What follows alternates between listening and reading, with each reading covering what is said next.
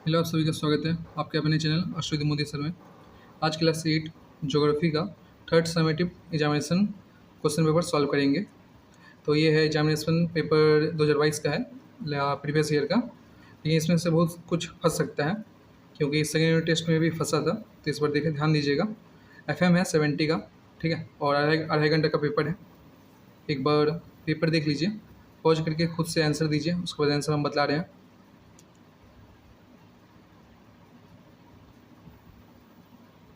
Solve करना है तो खुद से आंसर सॉल्व करिए, फिर आंसर बतला रहे हैं। तो चलिए शुरू करते हैं।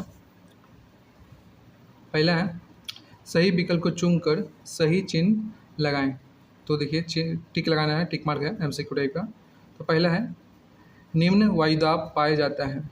तो इसका सही आंसर होगा A नंबर दिया हुआ है भूमध्य रेखीय अंचल में, B नंबर है टुंड्रा अंचल में, C नंबर है ध्रुवीय अंचल में। तो इसका सही आंसर होगा A का होगा भूमध्य रेखीय अंचल में, ठीक है। तो इसका सही आंसर होगा भूमध्य रेखीय अंचल में। फिर है, पृथ्वी पर वायुचाप वलय की कुल संख्या है A 3, B 5, C 7। इसका सही आंसर होगा 7, ठीक है। फिर है 3 नंबर, मूसलाधार वर्षा होती है। तो पहला दिया है निम्बो स्टोट्रास, फिर है कपासी बादल, C नंबर अस्थरी बादल। तो इसका सही आंसर होगा निम्बो स्टोटस, ठीक है, A नंबर, याद रखिएगा।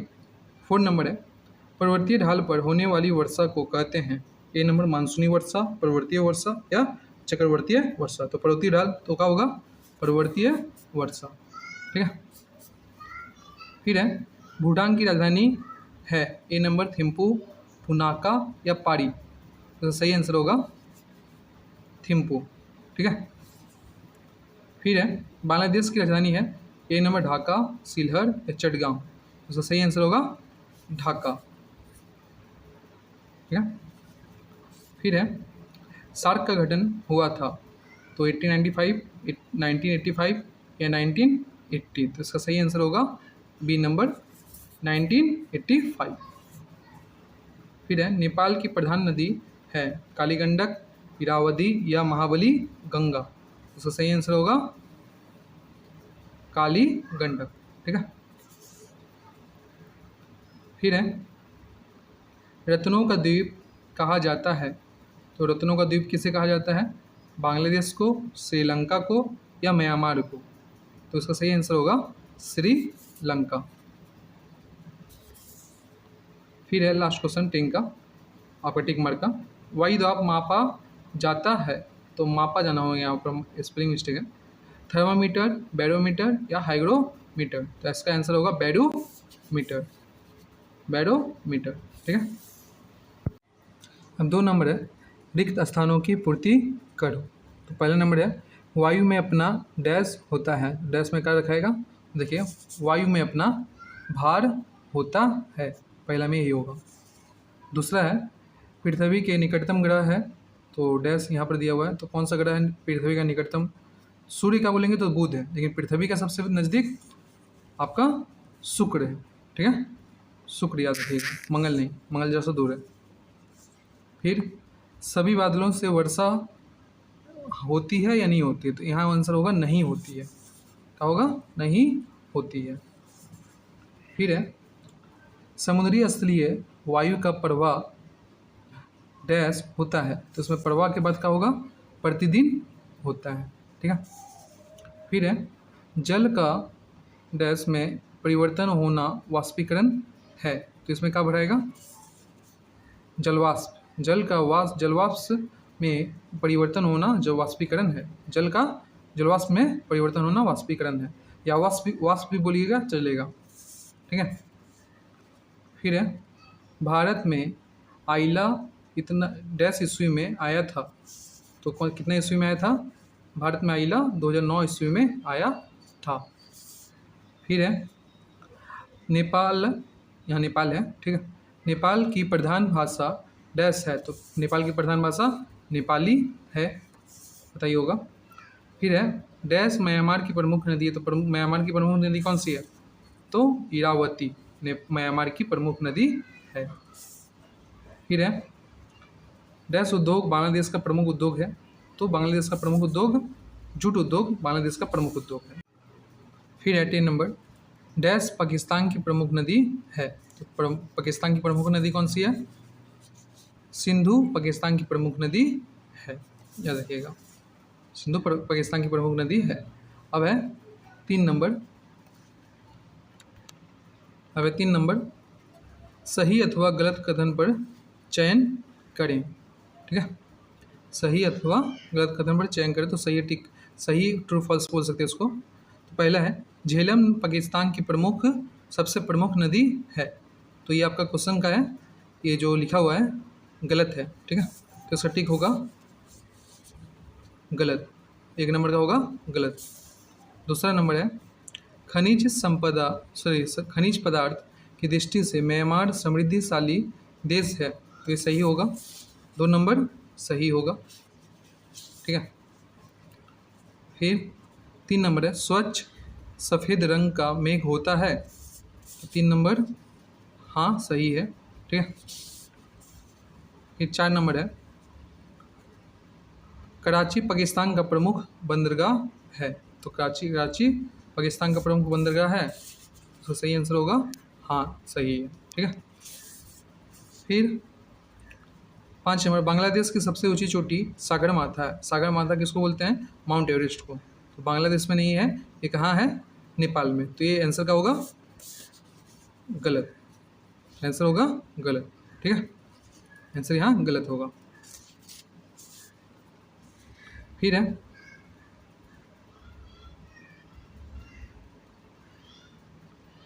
6 नंबर नेपाल की अर्थव्यवस्था का प्रमुख स्रोत पर्यटन है, 6 नंबर देखिए, नेपाल के प्रमुख स्रोत हाँ पर्यटन है, सही है।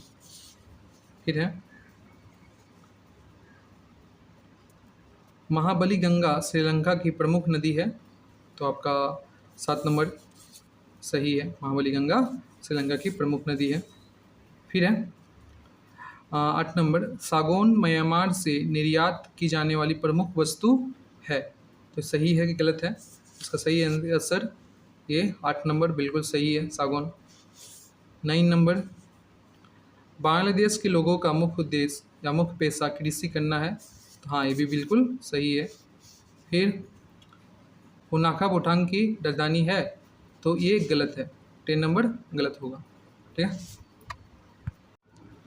फिर 4 नंबर है अधिक संक्षिप्त उत्तर वाले प्रश्न, कोई 10 करना है, 2 मार्क्स करके है, कोई 10 ठो करना है। ठीक है, जैसे पहला दे दिया भारत में पश्चिम में कौन पड़ोसी राष्ट्र स्थित है, तो कौन पड़ोसी राष्ट्र स्थित है?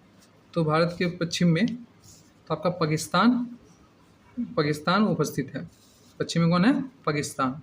2 नंबर है श्रीलंका का प्रधान व्यावसायिक फसल का है, तो श्रीलंका का प्रधान व्यावसायिक फसल चाय और नारियल है। कोई 10 करना है हम, लेकिन सब कर दिए हैं इसमें। ठीक है, लेकिन आपको याद रखना है। 3 नंबर है किसे रत्नों का देश कहा जाता है, ये इंपॉर्टेंट है, आता है। देखिए श्रीलंका को रत्नों का देश कहा जाता है, इस बार भी आएगा, तो देख लीजिएगा उसको। 4 नंबर है जलवायु से क्या समझते हैं, जलवायु से देखिए किसी क्षेत्र के तापमान और वर्षा की मात्रा को जलवायु कहते हैं। ठीक है, समझ में आया? किसी क्षेत्र के तापमान और वर्षा की मात्रा को जलवायु कहते हैं। फिर है देखिए वायु प्रदूषण से क्या समझते हैं, तो वायु प्रदूषण से क्या समझते हैं? देखिए वायु प्रदूषण इस तरह से लिखिएगा, अच्छा रहेगा।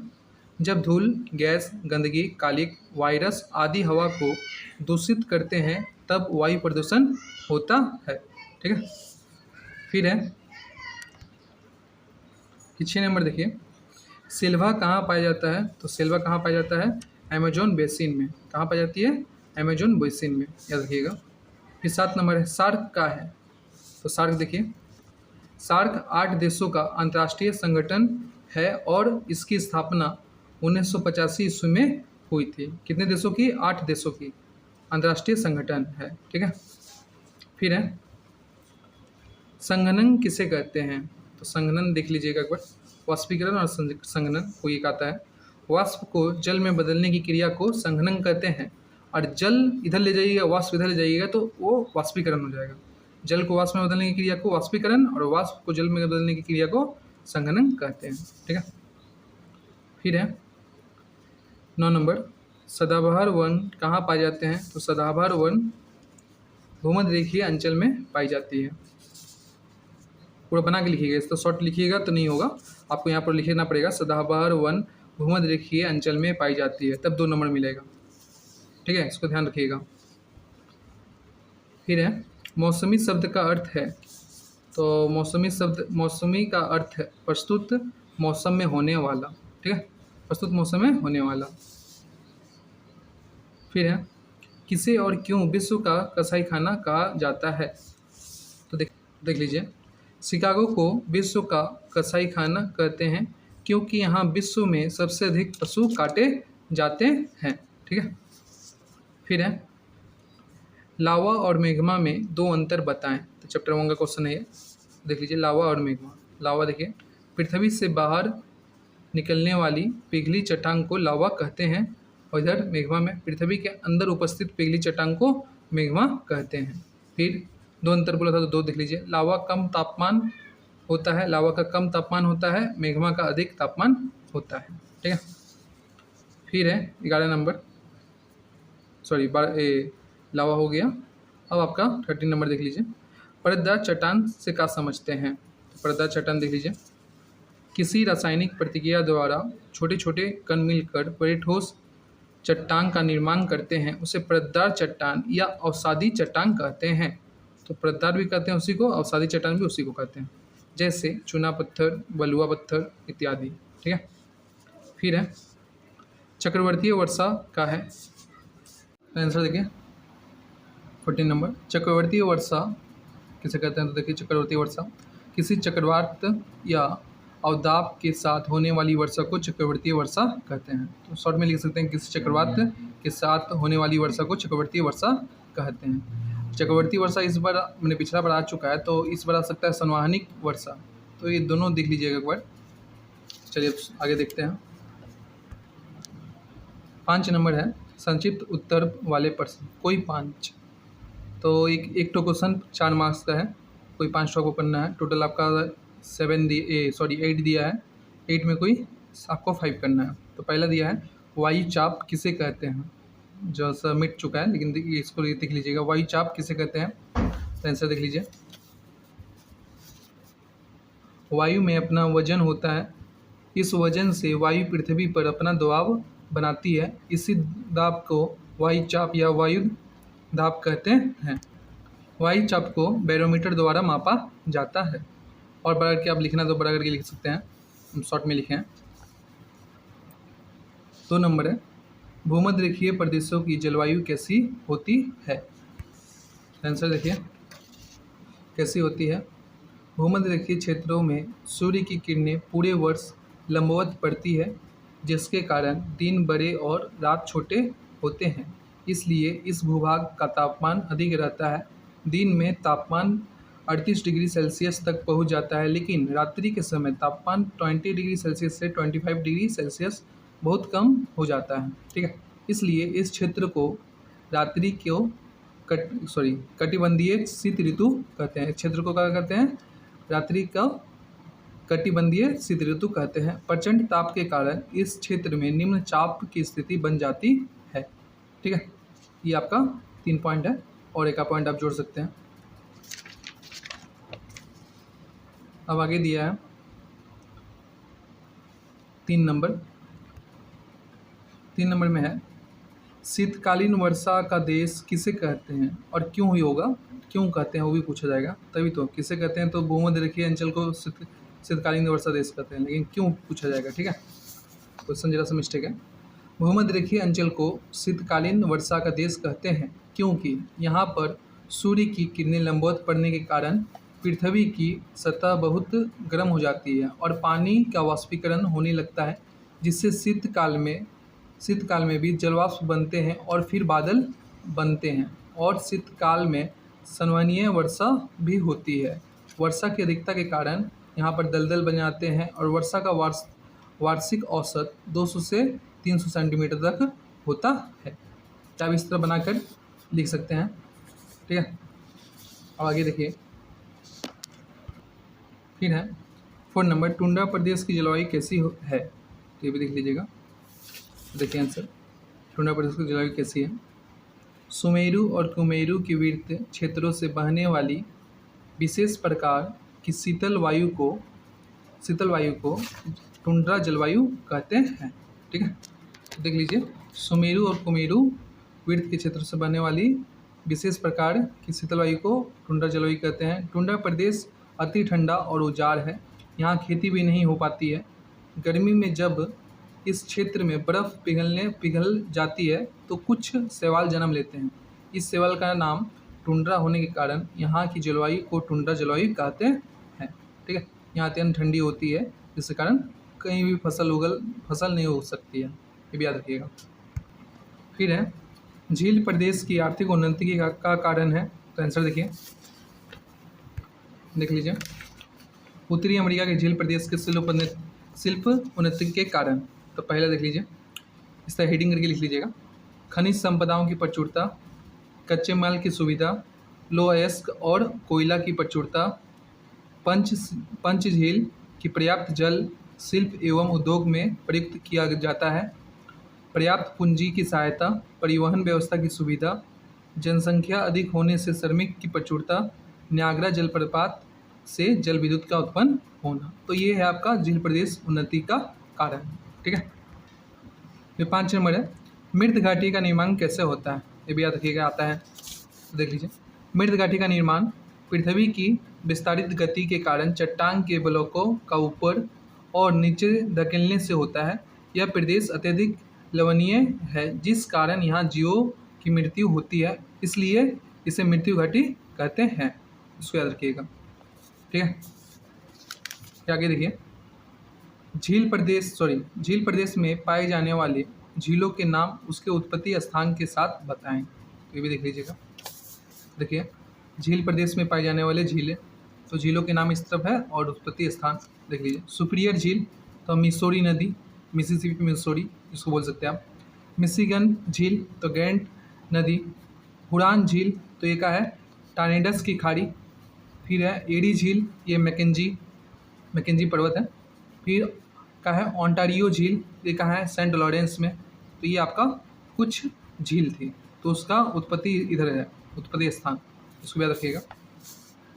फिर है भोपाल गैस त्रासदी के बारे में संक्षिप्त टिप्पणी लिखिए। तो ये लास्ट क्वेश्चन है, लेकिन भोपाल गैस त्रासदी उस बार आ चुका है, तो इस बार आ सकता है चिपको आंदोलन के बारे में।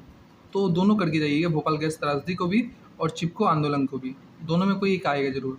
तो फाइनल ईयर में जो बोल रहे फाइनल पेपर आपका ये भोपाल गैस त्रासदी आ चुका है, लेकिन चिपको आंदोलन भी करके जाइएगा, क्योंकि आ सकता है इस बार। तो देख लीजिए, भोपाल गैस त्रासदी 3 दिसंबर 1984 को भोपाल में एक बड़ी कंपनी जो कीटनाशी का निर्माण करती थी, तो कीटनाशक बनाती थी वो कंपनी, कब का बात है? 3 दिसंबर 1984 का। ठीक है, तो उसमें जहरीली गैस का रिसाव के कारण 2000 से अधिक लोगों की मृत्यु हो गई। तो वहाँ का हो गई जहरीली गैस, एक तरह से रिसाव मीन्स लीकेज हो गई, जिसके कारण 2000 से अधिक लोगों की मृत्यु हो गई। उस गैस का नाम क्या था? मिथाइल आइसोसाइनेट, याद रखिएगा, मिथाइल आइसोसाइनेट गैस का नाम था। बहुत जहरीला गैस है, जिसके कारण कई लोगों नेत्रहीन हो गए। ठीक है, जिसके कारण कई लोग नेत्रहीन हो गए। इसे ही भोपाल गैस त्रासदी कहते हैं। लास्ट लाइन जोड़ दीजिएगा, इसे ही भोपाल गैस त्रासदी कहते हैं। ठीक है, अगर आपको वीडियो अच्छी लगे तो लाइक, सब्सक्राइब और कमेंट करें। और दूसरे चैप्टर पर वीडियो चाहते हैं या दूसरे पेपर पर वीडियो चाहते हैं तो कमेंट करके बताइए कि किस पर बनाएं। और आपको इस बार हम गाइड से नहीं, अपना भाषा में लिख कर दिए हैं। आपको ये पसंद आया कि गाइड्स लिखे रहते हैं वो पसंद आया, बताइए कमेंट करके, तो उसी हिसाब से आगे का वीडियो बनाएंगे। धन्यवाद।